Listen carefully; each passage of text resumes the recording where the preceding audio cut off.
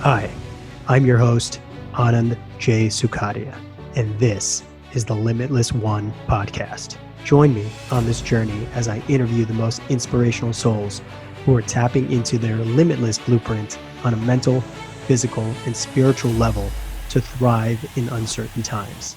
If you feel you are so much more than just this body, just this life, and want to tap into your limitless potential, you're in the right place. Here we go, starseeds.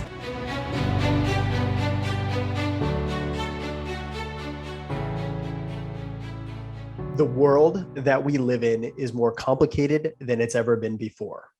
With so much data, various sensory inputs bombarding us each day, and utter chaos around the world, it is quite a challenging time to maintain our mental health. Today, we have the privilege to speak with a licensed social worker, Beth Renov, who is in the trenches with individuals who seek to learn how to better cope with their mental health during these turbulent times. Beth Renov is a licensed clinical social worker in Jersey City. In her private practice, she helps clients gain a full understanding of who they are from a holistic perspective. Beth helps facilitate understanding how our thoughts, core beliefs, behaviors, sensations, reactions, and actions are all a part of our body's way of communicating our unique needs and how to fulfill those needs and communicate them.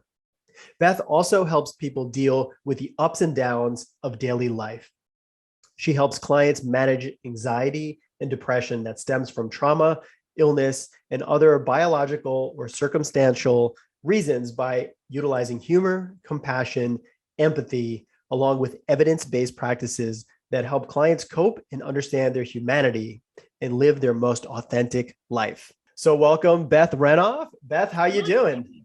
Good. How are you? I'm doing phenomenal. It's so great to have you on. Just for our audience to know, Beth is actually, she was one of my very first clients at Om Life. And that was almost 4 years ago. And we recently reconnected. I think it was like an Instagram post or story that I put up, and you responded to it and said how refreshing it is to that I was actually speaking my truth, because nowadays not a lot of people are for fear of getting canceled or whatever. And we had a really good conversation, and I wanted to bring you on the podcast to kind of get your professional opinion on what's going on right now in mental health currently, because in my opinion, it's one of the most important issues of our current timeline as humanity, progresses into the future. So yeah, thank you so much for coming on, Beth. Well, thank you for having me on. And I have loved Home Life since I've been there, and actually recommend for my clients to go there all the time too. And I think people don't realize there's such a mind-body connection. So your service you're bringing is so needed.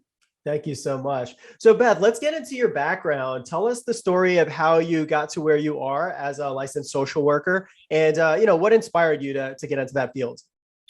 So I was working, I was like the type of person who graduated college. I'm like, I just need to live in New York City. So I'm like, I will take like whatever comes my way. I was a communications major, mass communication, and I was in marketing, online ad sales for marketing. And it was like right before like websites had their own in-house staff. So we were just like the middleman between actually like really big publications, but it felt so not me.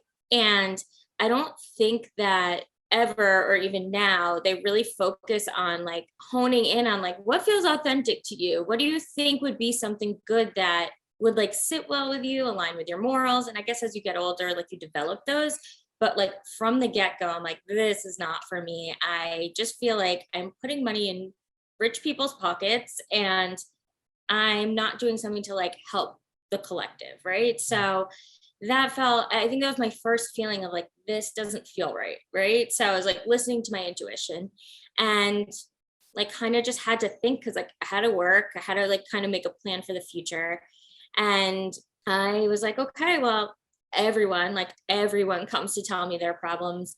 I remember being in the city and I was getting frozen yogurt, and the guy who was serving me, we got into this like conversation about his sister's stage 4 breast cancer, and I was like mentoring him through it. And I'm like, okay, like I feel like this is a calling, and something about school always fascinated me. So I really wanted to go into like guidance counseling or school counseling. And one of my mom's friends was like, go to social work school. You're not going to regret it. Like you could do so much with it. And that was the best advice I ever got, because I was in the school system and there are challenges within it, like as a social worker. So like you want to help people and the students are wonderful, but one, they're usually not coming voluntarily. So you're mandated with these kids and they don't want to be there. So you have that extra challenge. Also working with a kid, you're not having the same kind of conversation. There's not the same brain development where there's such awareness of themselves. I mean, there is, it's just rare. And then you have like the bureaucracy of school administration. And I actually have been chronically ill my whole life and I didn't really know it then. I just never felt well. And it just became something I couldn't stay in the school system because it just wasn't working out. And like with the school times, and I just needed to be more flexible. So I'm like, I really want to help people, but I want people to like come to me and voluntarily want to work with me. So I found a private practice in the city. I love doing it, but then the commute became too much for me. So I was like, I'm just going to open a private practice here. And it is so amazing to see like the transformation that goes on when people really want to work on themselves, when they really are like, okay, like I'm going to commit to this and commit to myself and see this as an investment for myself rather than I'm just paying someone to vent. Yeah. So that's really how I got there.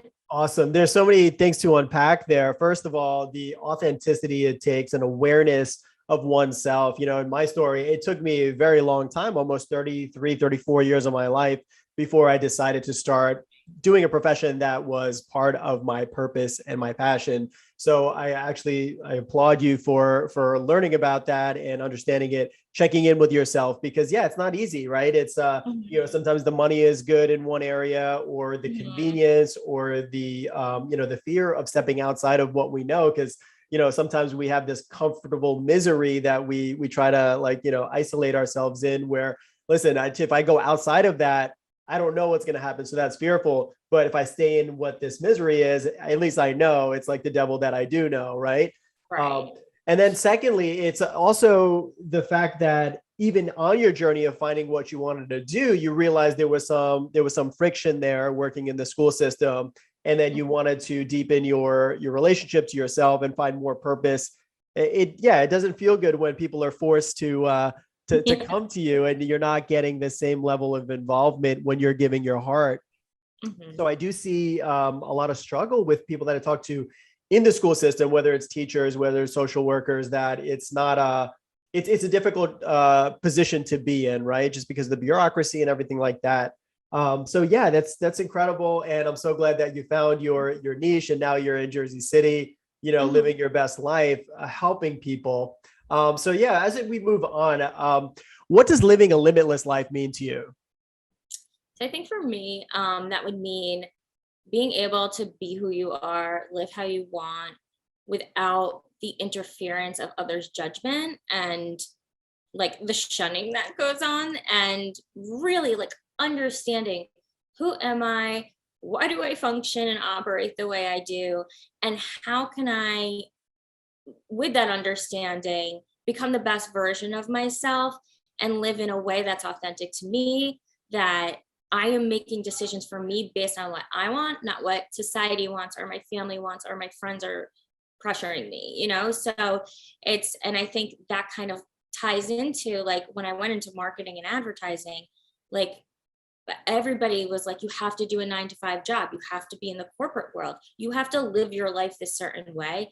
And, you know, that it makes you limited, right? So like being limitless means like you are not putting restrictions on yourself for your potential, for dreaming about what you want, you know, and allowing yourself that freedom to really think beyond the box and be like, okay, even if this is the craziest idea, like I'm gonna go for it. And whatever happens is probably gonna lead me in a really good direction. Like how I wanna live my life, like eating wise, medically, you know, like I want the freedom to be able to decide, okay, I don't think this way of medicine works for me. I want to be able to have the option to do it a different way that feels authentic to me. So I think just really understanding your needs and like what you want to do and the way you want to do it, as long as it's not harming another person, like I think that should be okay. Yeah, it's so important to follow that, that inner path. Why is it, do you think, that so many of us have been programmed to follow a certain direction in life, and to also be liked by other people, or to be acknowledged that, okay, you're doing the right thing? What is it in us that innately wants the approval of other people? Ooh, loaded question, because that can go all the way back to childhood needs that weren't met, right? So not even in like a negative way, like your parents abandoned you, but maybe your parents worked a lot and you didn't feel seen or heard. So you acted in a certain way to get that validation, that attention, and ultimately love, right? So we often do things so that we like that kind of sets the stage for how we operate with other people, like people pleasing or feeling distant from people, and I think society plays such a role, especially with media and technology like coming into the picture. We have it in our faces 24/7 of how you're supposed to be. And that does not leave any room for you to think, hey, is this even what I want? And, I think our parents lived, I just saw a meme about boomers, and it's not, no offense to any of them, but, I think they lived in a lifetime where this is exactly the path you follow, and really impress that upon their children so that they won't struggle, and it's out of love. But that ultimately leads them to not really thinking about what they want and not living in an authentic life. That's why we see so much anxiety, that's why we see depression, is because people are doing things that just don't feel right to them, and they feel really stuck. So we're putting these people in boxes without basically telling them they have an option of deciding what they want to do on their own.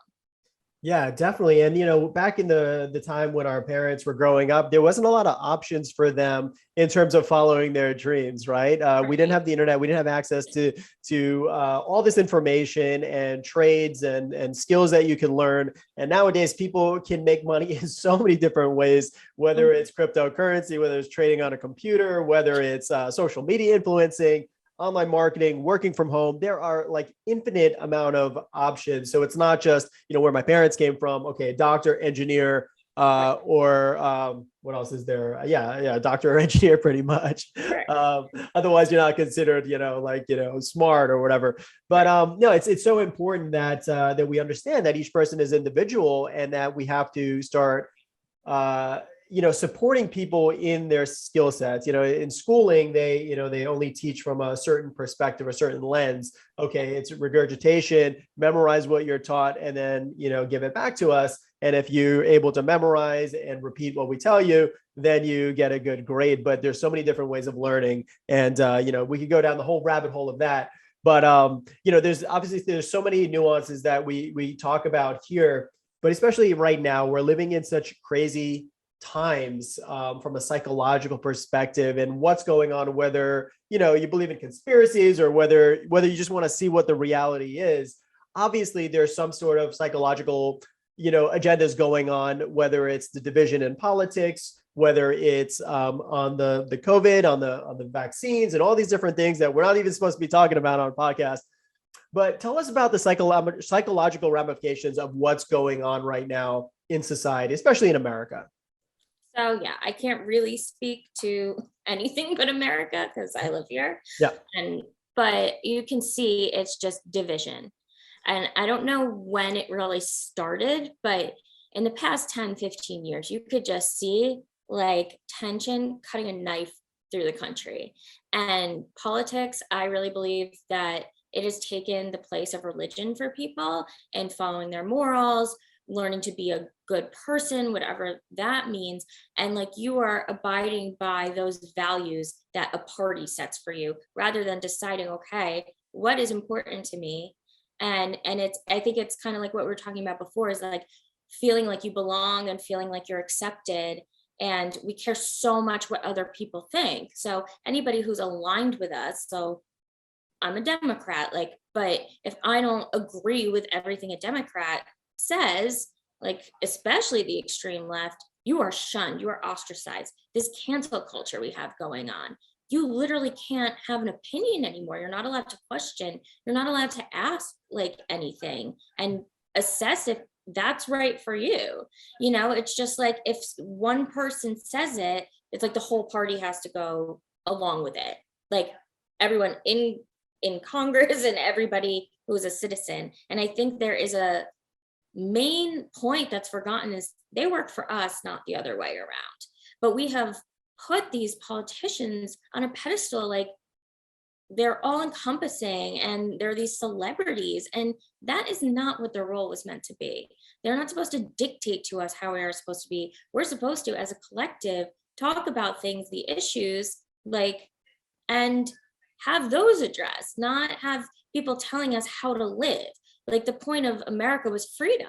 And I feel like it's been very restricted, especially in the last 5 years. You have seen a drastic switch. And I'm not saying that's a political party or not. You've just seen the wave of everything being politicized. So it's driven a wedge and polarized people. So we're not even just like in the middle where we can agree and just have different ideas. We're just so far apart. And it's just literally people projecting their hate and anger and insecurities onto each other, probably because no one's done the inner work. Yeah, I think that's a big part of it. It seems like the division is, it's like, okay, we're sports teams, right? And you have to choose this particular team. And there's no, like, you can't choose another team. You have to choose one or the other. Otherwise, you're labeled, whether it's somebody's on the left, they're labeled a communist, or whether an authoritarian, or if it's someone on the right, you're a racist or a white supremacist, or, there is just so much spewing of hatred. And I think initially when people align to a certain party, it's important for us as a country to have diversity of thought and to be able to talk about it and to kind of like come to the best conclusion. But when you're having two parties that are pretty extreme on both sides, and what's happening is that if they make a mistake when they're in power, there will never be an admission of guilt, right? So you're just kind of reinforcing to the public, okay, my party is always right, always right, always right. It's so easy. It's the other team is the problem. They're not passing the laws. They're not, voting for us. They're not doing this. They're not doing that. And then you can look at it the other side, the party that's not in power. Oh, they have all the power. They're authoritarians, rather than working together. At the end of the day, my view is that, these people, they're supposed to be public servants, like you said, but they're not necessarily acting in our best interest. There's a lot of corporate interest. There's a lot of corporations influence in politics that are dictating, money flow to candidates, things like that. You don't get to a certain level without having to play that game. There's nobody generically just reaching to those levels of power. So yeah, you have to play that game. And then anytime it comes to like world issues, there's so many different sides to look at things. It's not just right or wrong or black or white. Everybody has culpability. There's a reason. And it's not just, a week ago, somebody decided to invade a country. It's years and years and years of things that are going on. So it's very important to not just all of a sudden align yourself to a party, because the party's interests are not aligned with the people's interests. And I think once people start to understand that, then it gives them permission to say, okay, I actually have my own thoughts. Let me dissect each issue and see where I lie on it. And it's okay to be an outliner. You don't have to be a part of a particular party. And the real power is getting involved. If you are into politics or you want to make change, getting involved in local politics where you can actually make a difference and try to make it's a lot easier to not be divided locally and try to make things work between the two parties to make a better society, if that what their goal is, Absolutely. And I think lobbying and lobbyists have really influenced the way our politics have gone, and we have no nuance. I think that is like what you were saying before too, about like a war breaking out.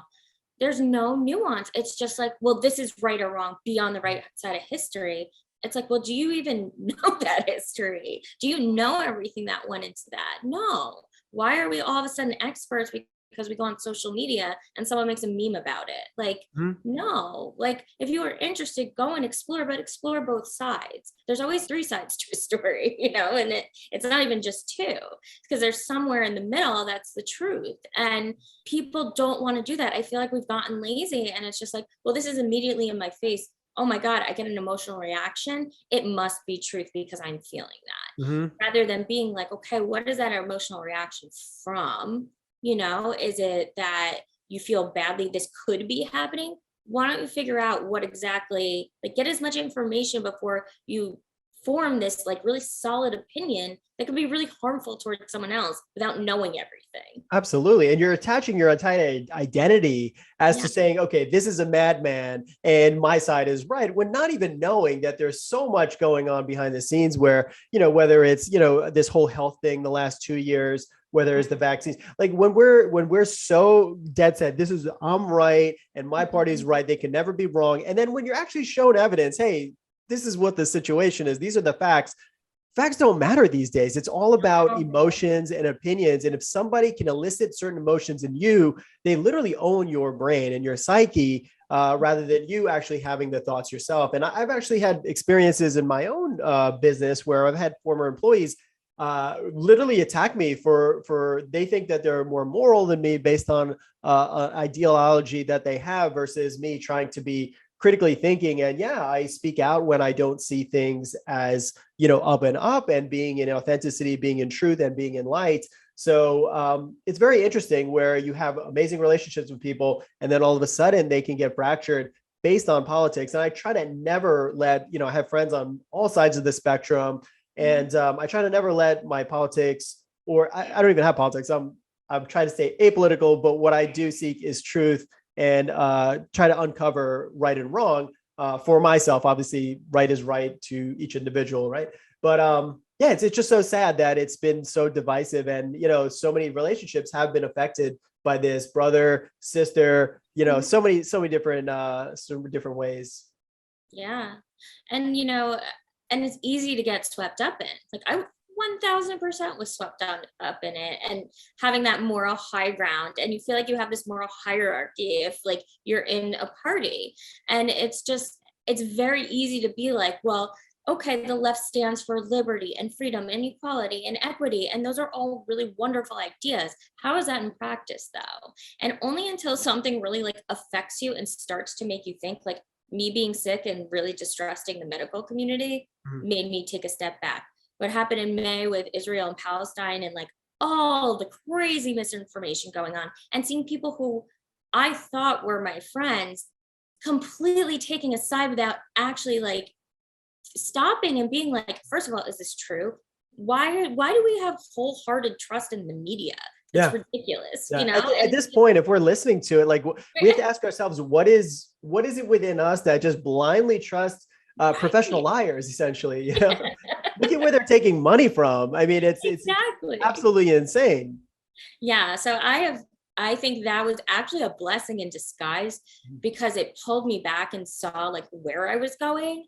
And I definitely was like, oh well, that right person because of Trump, like, and whatever, like maybe there are good things about Trump I didn't think, like I have no idea. Still not a huge fan of him, but that was no reason to like categorize someone in a different group because they supported him, and everybody has their own reasons, and your personal like issues, people's personal issues are going to inform what they believe, who they vote for, what thing issues that are most important to them.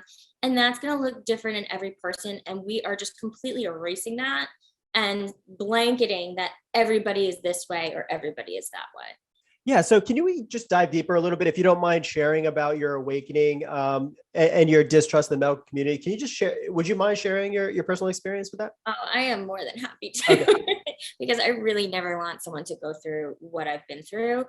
I have pretty much been sick my whole life. I've had stomach issues, and then, like I got into a really bad depression in my 20s, and like the stomach issues and that started happening. But then I was like getting migraines.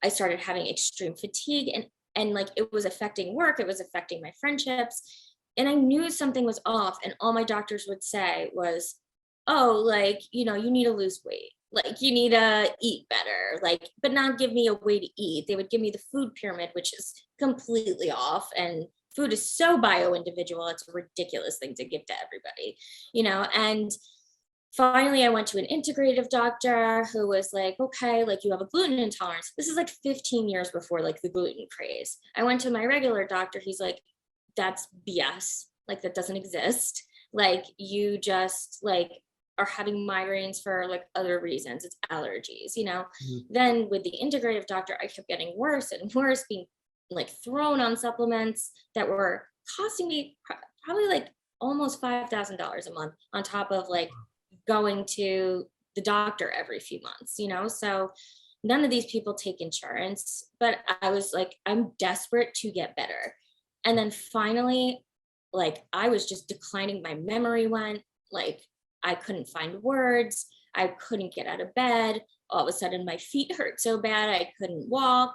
And my doctor happened to have Lyme, like my integrative one. And she's like, let me test it for you, but not like the Western blot, you know, like let's do a different test.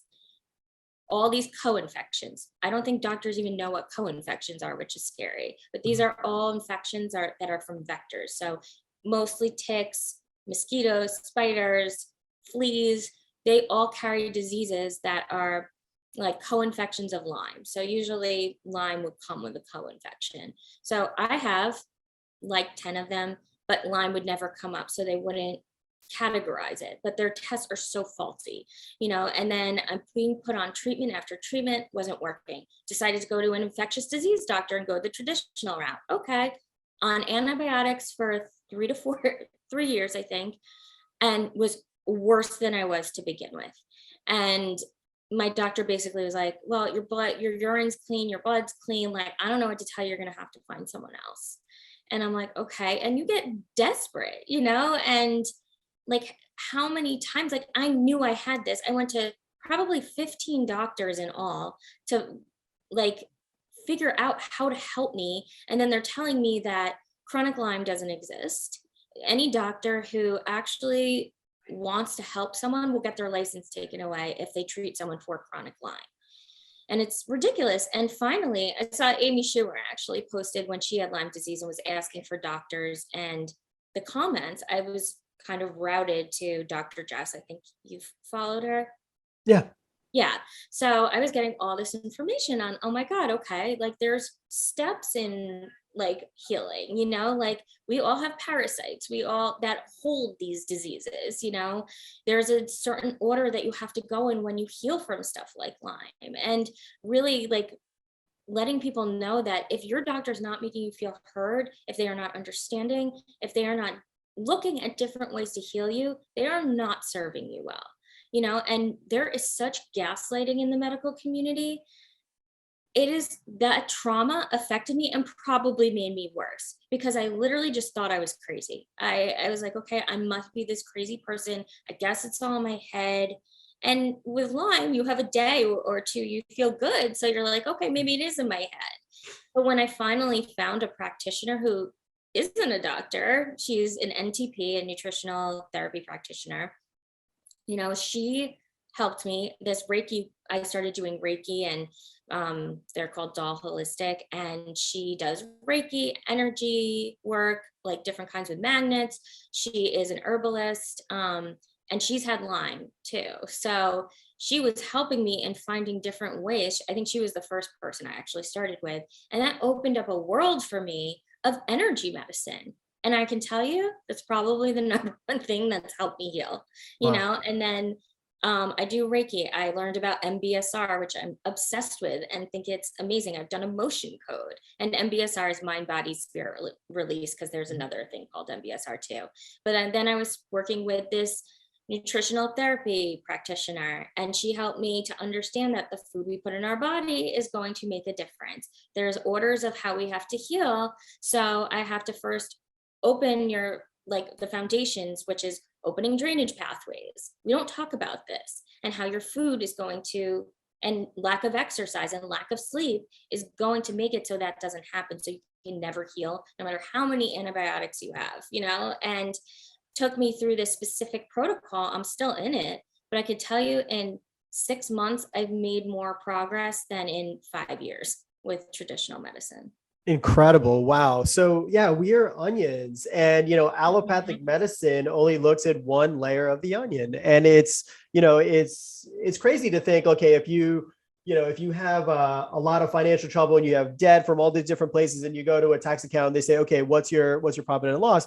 They're not looking at all the other factors. It's going to be an issue, right? So same thing with medicine. When you are going to a doctor and they have a cookie cutter model, okay, if you have this symptom, this is what we're going to give you. Mhm. Don't ask any questions. Right. If it doesn't work, hey, sorry, I can't really help you, but you should continue to see me because I could keep billing you. And I come from a family of doctors, so I understand there is absolutely a place for it, Right. and Absolutely. it helps a lot of people. But at the same time, each of us are so individualized. If if I tell everyone in the world to eat peanut butter every single day, some people are going to die. A good percentage of people are going to die because of the allergies. And Right. when you have an issue so complex as Lyme disease, actually, I had no idea that you had Lyme. Thank you for sharing that, by the way. And I'm so glad to hear that you're doing better. I interviewed this guy, Mike Irizarry. I met him Mhm. at a vegan restaurant, and we were just talking, and he told me about his journey through Lyme and how he went to 13 different doctors. And the last doctor told him, hey, if you keep coming back here telling me you have symptoms when all your blood is fine, I'm going to commit you to a mental institution. And he was blown away. And I was blown away to even hear that. I'm like, oh my goodness. So then he had to go through a whole journey. And it wasn't just one holistic doctor, it was several holistic doctors, like you Me mentioned. too. Yeah. So there's always a way around our health issues, as long as we continue to, first of all, have the faith that we are whole and that we're healing every single day, but Mhm. continue to find the ways in which we can start seeing symptomatic relief, but then also treat ourselves holistically, because that's what we are, holistic beings. There's so many aspects to us. There's the mental, physical, spiritual, and then Mhm. there's so many aspects to it: sleep, food, like you mentioned. Mhm. Yeah. And you have to figure out what's right for you, and it's not going to look the same for everybody. And why is it taboo to have another way to heal if it works for people? And again, it's not hurting anyone Mhm. else. I just don't. I mean, and that's what makes me feel like it's all for money. It's Yeah. all for greed. And that's what doesn't sit right with me. And it makes me not trust doctors sometimes Mhm. because they've been so wrong in the past. Yeah, absolutely. And that leads us into the one of the biggest medical issues of the day, the jab. And I Mhm. can't even say the word really sometimes because of censorship. But to think that there's only one method to heal us, and this one company with a P or with an M, whichever you want to, whichever jab you want to look at, these companies have been guilty of being the most negligent, fraudulent companies and paying the largest criminal fines in history of the world. And yet they're the sole, the hope for humanity. And every single person has to take one or the other, not looking at all the side effects, not looking at all the data, and looking at the ingredients. And hey, could that be bad? Could that be helpful? Maybe it could be helpful, but would it be helpful for every single person to take it? And are the risks worth the effort to take it? What happens if somebody has an underlying condition and that affects their immunity and they don't make it? But is that okay from a federal government to say, okay, everyone has to take it and we'll just deal with the consequences? No, it's absolutely not right. That's, in my opinion, it's the rape of the body. It's medical rape. Mhm. Well, I think it's also valuing one set of people over another, Mhm. those who comply with those who don't, Yeah. and that's not right. And what I just don't get how you can tell someone what to put in their body. And Mhm. I get and yes, I understand like if it's a it's for the greater good kind of thing. Okay, that still doesn't mean it's right for everybody. And I think what's worse is the judgment, the shaming. It's like, who are you to tell someone what they're comfortable with? It's so arrogant. And I can tell you almost no one understands why I have not taken it. And Mhm. I have medical reasons. I don't do well with flu shots. Like my body, I've been in the hospital from numerous medications. So I should be outcasted because I don't want to put something in my body I don't trust. I react from food. Like these are chemicals, these are heavy metals and toxins you're putting in your body. And if that's right for you, okay, I don't judge you for doing it. Don't judge me or judge someone else. It's not right. And I first of all, I don't think anybody actually looks at like the websites. Like it's not sterilizing vaccine. It's like the flu. It constantly mutates. So it's never going to be something that actually will broadly eradicate it. If you actually listen to doctors, they're saying it's going to be the trend like a common cold. The common cold started out as a SARS virus, and it morphed into this, so that is how it's going to be. We don't quarantine for a flu, and listen, I'm uncomfortable going out and I'm having weird issues with reintroducing myself into society, but I don't judge other people who do, because it's your option of what you want to do, what you feel comfortable with, but those who don't agree with the mainstream are outcasted and judged for it. And I don't think that's right. Yeah, absolutely. And I'm sure there's a lot of people who are on the side of, okay, this is the right thing to do from a societal health perspective. Right. But when they're not looking at the facts and they're just making blanket statements like right. safe and effective, that's very misleading, and if they realize what they're saying, maybe some people do from the financial perspectives, there's a lot of money to be made. Hospitals are making, hand over fist, are making monies with just diagnosing, and people are getting ill from other things and they're dying of those, but they're also, they got this thing as well. And hospitals getting a lot of money and ventilators. I mean, it's a very large financial incentive for people to, to play a part in this, what I call a charade, because at the end of the day, the amount of total mortalities is no different than it has been from years. And there, if we saw a big uptake in total mortalities, that's the number one stat that you try to look at,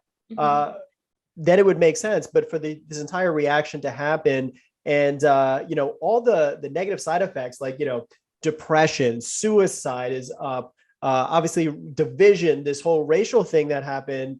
I mean, it's been brewing for a while, but the racial division, the psychological traumas that our kids are having, now they're asked to take their masks off, and a lot of kids are like, oh my goodness, I'm not gonna be protected if I don't have a mask, because they've been taught to think that. And imagine in your formative years to be taught to be in fear like that. The loss of businesses. I know so many business owners that have lost everything that they worked for. So, Johns Hopkins did a study, and it showed that lockdowns had literally no effect on overall mortality, and it didn't save any lives, but it did have devastating effects on the economy. And it's so sad to see that after all this, after all the people that try to warn against all these extreme measures, now they're being proven correct. And I don't want to be proven correct. I would like to think that people are doing the right thing. But at the end of the day, I was saying these things for 2 years, like all of this, whatever was going on, whether it was planned or whether it was just reactionary or opportunistic, it actually didn't do anything. It didn't help in any way. Mm-hmm.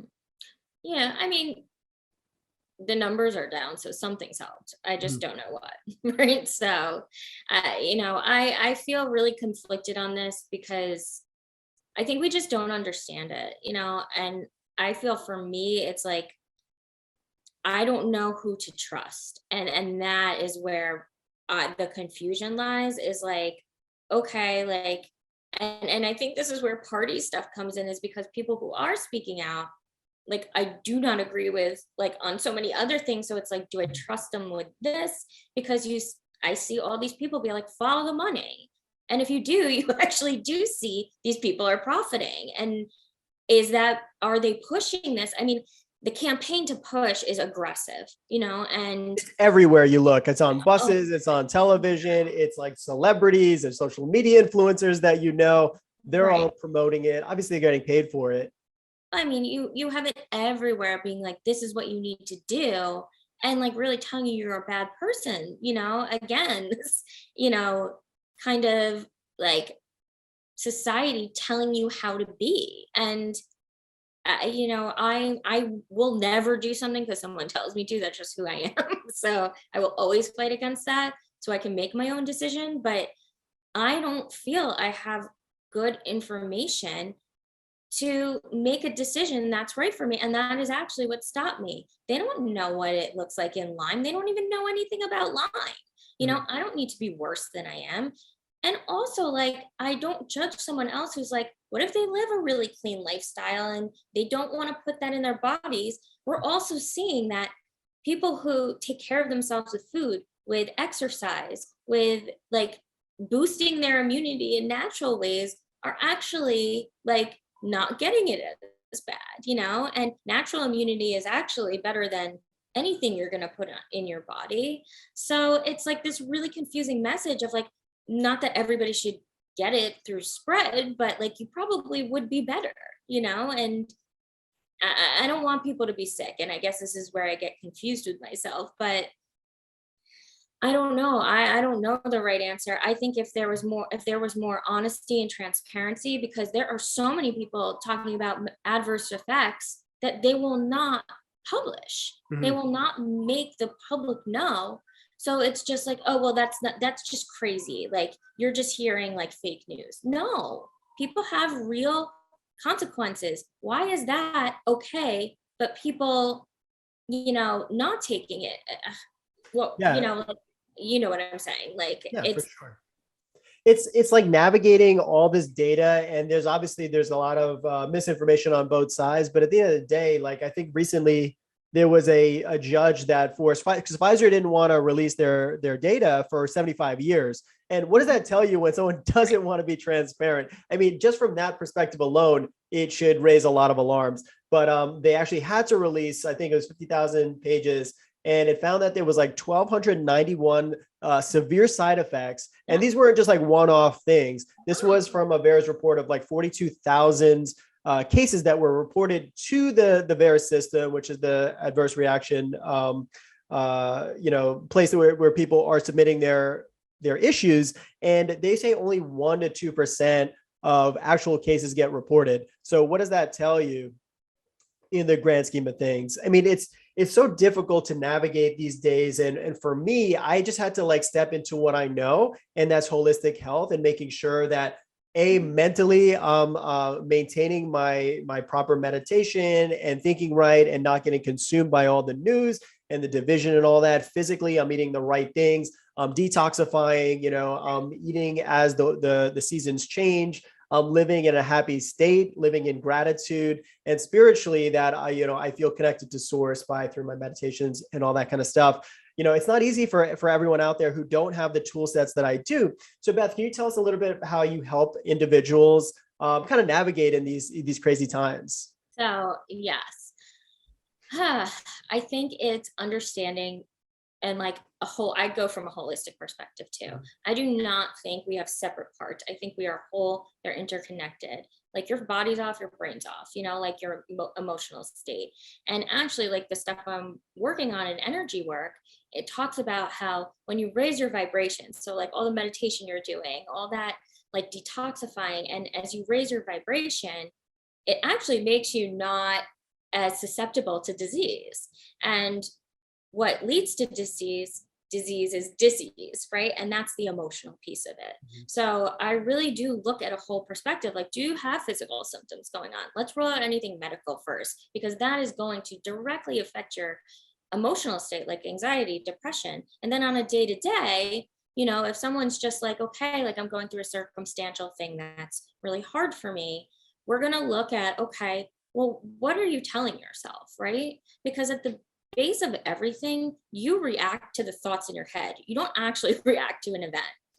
It's what are you telling yourself that is causing this reaction? And what are the negative consequences of that reaction? Usually anxiety, depression, insomnia, ruminating thoughts, fatigue, like feeling like where in your body you're feeling. And I feel tightness in my chest. I feel my heart feeling like it's gonna pop out. And when you can like connect all those things and become aware of it, it's really easy to reframe. So it's like riding a bicycle. It's going to be hard at first, but it's going to become automatic.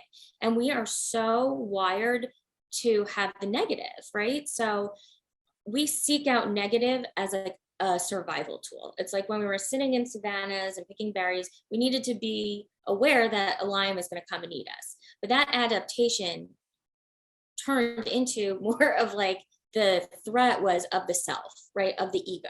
So we need to do ego work, and we need to see that you're going to naturally just pick up on negative things. So how can we start to pay attention to the positive?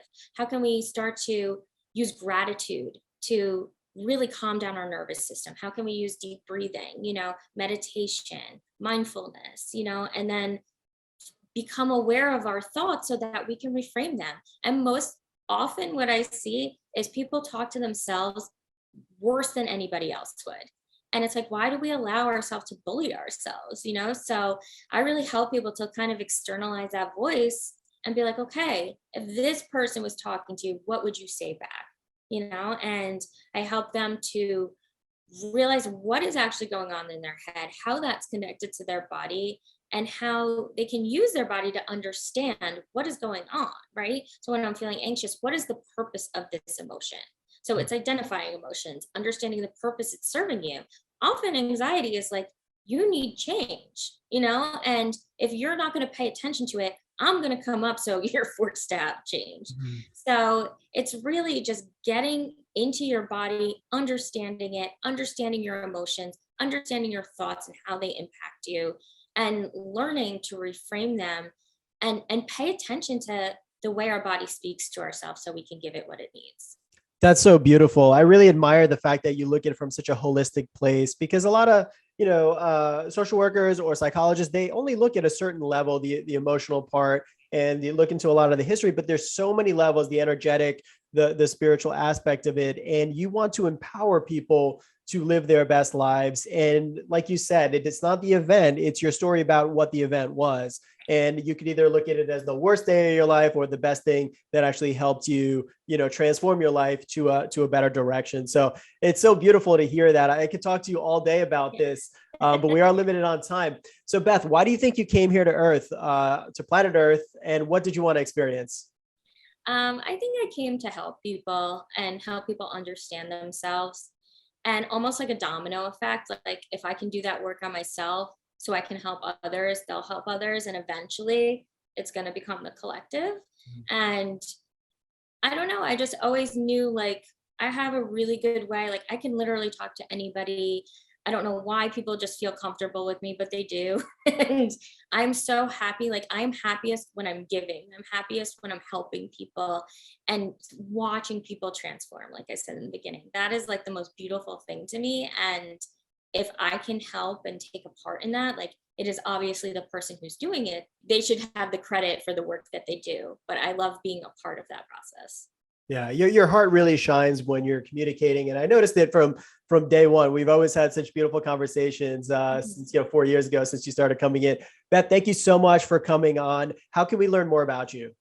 You can either follow me on Instagram at Beth Renov LCSW, or you can go to my website at BethRenovLCSW.com. And thank you so much for having me. This was awesome. Of course. And if anyone's looking to work with Beth, it takes a lot of courage to see that you want to move to a better place. And Beth, you're in great hands with her, because she's such a wonderful person, and she's really looking at the entire aspect of helping humanity and individuals like yourself. Thank you.